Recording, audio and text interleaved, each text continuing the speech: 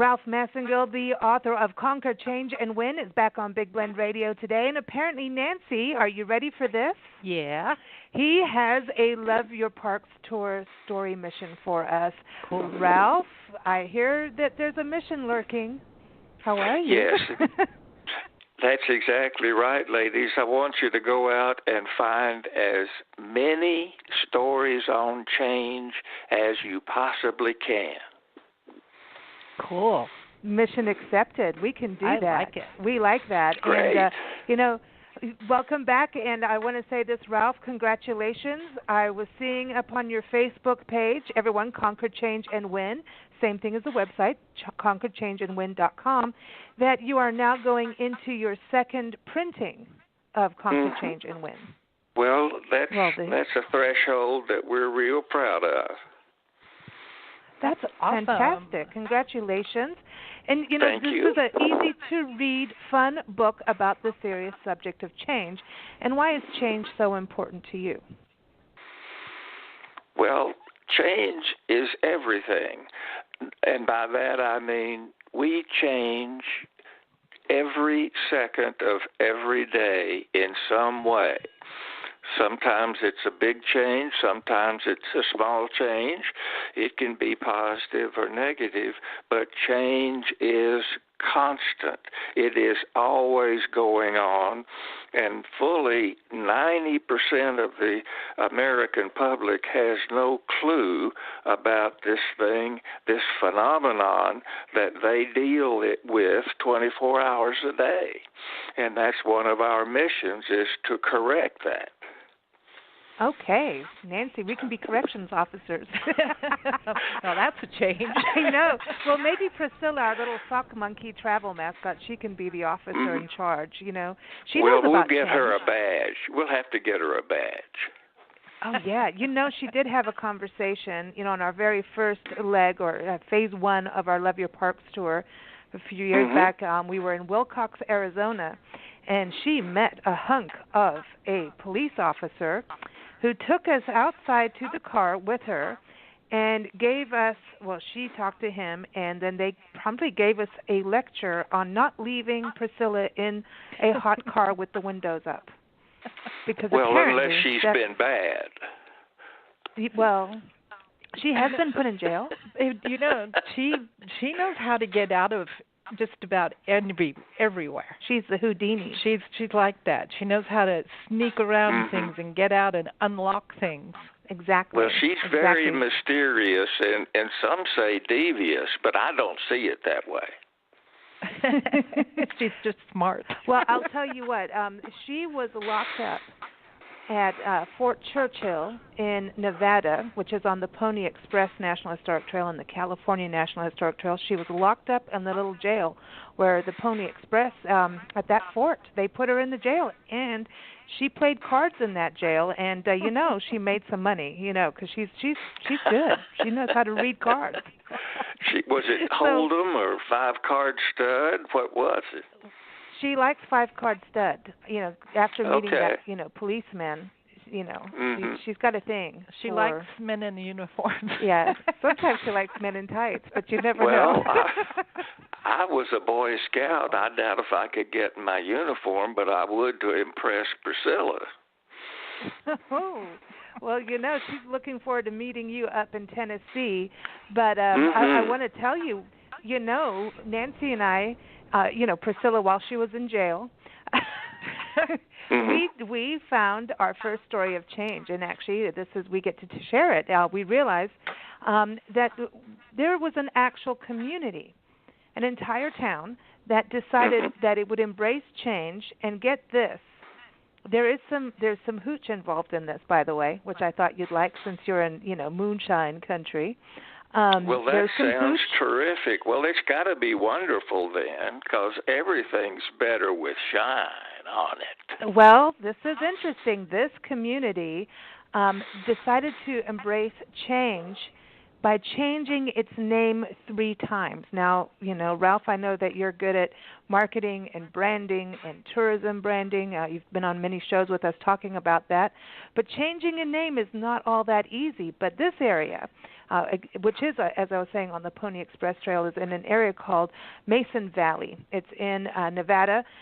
This area was founded when, back in 1854, N.H.A. Mason, who was known as Hawk, he's a Canadian, he was driving cattle to California and going through some of the western states and got into the Mason Valley area. And he thought it was a really cool place to graze his cattle right along this river called the Walker River. And he eventually settled there by the river. In August 1871, they put the first post office, it was the Mason Valley Post Office. So this area got started, and people started moving here. But the town name, Nancy, you want to go into the little bit of hoochie side of this? There's got hooch in here. I like it because there were two tiny little saloons in the area, and there was one that I guess he was a little bit of a sneaky kind of bartender dude because he didn't serve real whiskey. The other one did, but this one, he was made out of willow thatched roofing, and they called it the Switch because he looked like the switch, a whole bunch of switches on the roof of his little building, and he only had one barrel of whiskey. And so as he was serving, obviously the whiskey level dropped down. So instead of him buying more, he threw in plugs of chewing tobacco and water into the barrel. And that's when he started serving his customers. And so the local patrons started calling it poison, poison, but their accents made it poison. So I agree with them. Doesn't it sound awful? But the colors must have been pretty cool. I know. So the cowboys came into town. They used to race their horses up and down the little one street. And one weekend, a group of the men got tired of doing that and said, "Oh, let's go to the Switch and get us some poison." So onlookers thought that was so funny that they decided that the valley could now, instead of being the Mason Valley, could become known as Poison Switch. See? So this is a town named after Hooch. Well, every time you all say Mason, I think moonshine, because as you know, all moonshine is in a mason jar. See. There's another connection. Mm-hmm. Well, now you got your residents in there, and some of them did not agree with the Poison Switch name and the Poison drinking and the horse racing, and they decided to change their name and rebrand the town. This was back in 1879, November 26, 1879. They rechristened the town as Greenfield because there were green fields all over the area on the different sides of the road, and it was, lush, just like, old Hawk knew about this lush greenery. And about 20 people got together and dedicated a new dance hall under the name. There was whiskey, clean whiskey, hard cider, apparently no fights. There was a lot of music, but the organization known for this was the Committee of Vengeance. And they said they would murder and scalp any and every person who shall thereafter call it Poison Switch. So there would be no, you would not do the Poison Switch. So that was, the clean weenies. They could convince me pretty easily, but I understand. Well, good for them. I think if you're going to have something and you got an ordinance, you need to enforce it. But I don't know that it would have to go quite that far. But they've convinced me. As I said, I'm with the new name. Yeah, but then guess what happens next? I don't have a clue. Yeah, well, see, we're not done.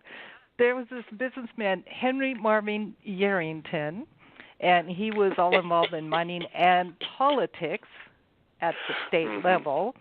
And he was the Nevada Executive Commissioner at the World's Fair. So he's climbing up Yeah, so now he's climbing up the political ladder.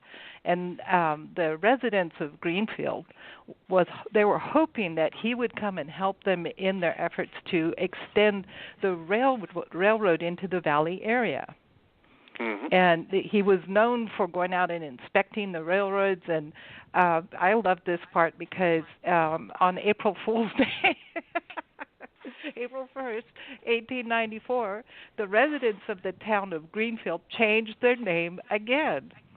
This time, they changed it to Yarrington, hoping that this would influence Mr. Yarrington because he was responsible for deciding the route of the railroad. Mm. So they wanted the railroad there because they kind of stuck out in the boonies there, and so they changed their name again. Unfortunately, well, that's called a bribe, and if it works, yes. good for them. It didn't work, Ralph. It didn't work. However, it didn't. But they did. I mean, now it's a cool town, very historic. But they did get to have their name as Yarrington, and they are the only town of Yarrington in the world. So now they have their own name. Nobody else has their name. How about that? Well, that is unique to say the least. My goodness. Of course, yeah. just the three of us talking, who would want to name anything that anyway? But that's just me. Hey, now it's Yarrington. And then there was the song. Remember, Nancy? The Darcy? Oh, yeah, and Yes. Let's see. I they forgot what talked happened about to her. the song Darcy and Yarrington. Yeah, something happened by old Yarrington town. Yes. And somebody got hung, I think. Yes. So something happened. Well, I hope the song's better than the name. It was Darcy Farrow. Yeah, girl. John Denver sang it. The walker runs down to the Carson Valley Plain. Yeah. Mhm. So anyway, so at least there was a song in there. It was written by Steve Gillette and Tom Campbell. So there you go. That's our first story of change. But that's pretty bold for a town to keep going and changing their name, don't you think? Well, till they finally get it right, according to them. And, and it's a shame that the bribe didn't work, but I'm sure they're still surviving and doing very well. They are doing well. They have a lot of nature around them, a lot of history because of the Pony Express Trail, and a beautiful downtown district. And one claim to fame, too, is that they have the oldest family-operated casino in the state of Nevada. So they've been running cards since, before Vegas started. So how about that? Mm-hmm. Well, that is certainly something to expound about, and I can see billboards now as you come in that dirt road. Well, it's a beautiful. You don't have a dirt road, but you are right on the eastern side of Yosemite National Park. You're just an hour from Reno. And, again, you can follow the Pony Express Trail. Now, the Pony Express, that's a story of change, too. Yeah, they kept it changing sure horses. is. Absolutely. Well, the Pony Express only lasted a short period of time. People don't realize how short the extent of that venture was. Mm-hmm. But you think about how bold they were to, haul across country with the mail they went from Missouri to California, and then wasn't it only 12 weeks later or something like that? I think it was something as short as that all of a sudden here comes the telegraph, and that changed everything again. So maybe the writers were happy about that. I don't know. But they were bold. If they had to they didn't get to just trot. They had to really ride to get to the goal on time, or as close to on time as possible. It was a grand idea that the horses didn't like, the riders didn't like, and like you said, then the competition came in and SOS'd them out of existence. Yep. Exactly. But this is exactly what happens with change, is when we talk about how it is inevitable. It is always happening. You think about the Pony Express, and then here comes a telegraph, and then what? We had fax machines. Remember that? Remember when the fax machine came around? I do. And now we Just have barely. email. And now people don't email anymore; they text. So that's right. They really do, and of course here in East Tennessee, we're not really up with everything, but most of us sometimes will just shout. Oh, there you go. The message. I love that. Well, I know one thing. I'd be changing saloons if I was being served tobacco water. I know. Well, I tell you what, they had to have something. I would like to meet every one of those people that took a couple of those swigs and didn't complain, because I've got something I could sell then. Yeah, really. Yes, there you go. See, that's 2 or 3 items. Product of change. Yes, absolutely.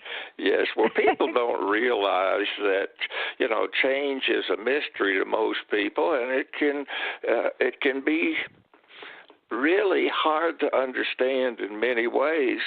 But it's something that goes on 24 hours a day, every second, and we need to know what it's about and understand it, and you can only do that by really in-depth study.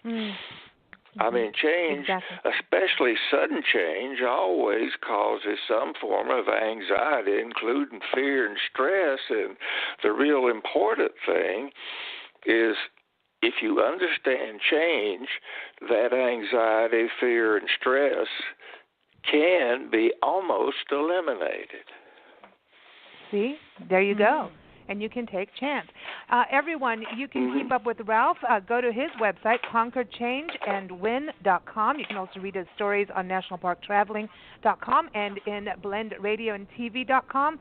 And you can keep up with Yerington. You can see our stories about the town of Yerington and the Pony Express. You can go to nationalparktraveling.com for that. And follow our Love Your Parks tour, where we're traveling full-time on a quest to visit and cover every single unit within the National Park Service, their local communities, and surrounding and local parks and public lands. All kinds of stories, lots of missions, and we're going to be covering a lot of stories of change for Ralph, because he put us on a mission, and we can't say no to that. So, yes, and we'd like to congratulate Yerington on still being an active community. That's a long stretch. With a fun casino and a great hotel, everyone. Yerington Inn. You can stay there, and then you can crawl across the street or crawl back, to the casino. There's 2 casinos across the street, actually. That's pretty cool. No drinking, no driving. You just crawl across the street, and you're there. But everyone, again, follow us at loveyourparkstour.com. Thanks so much, Ralph, for joining us for our first mission story on change. Oh, that was exciting. I am really proud of you ladies, and keep up the good work. Thank you. Thank you.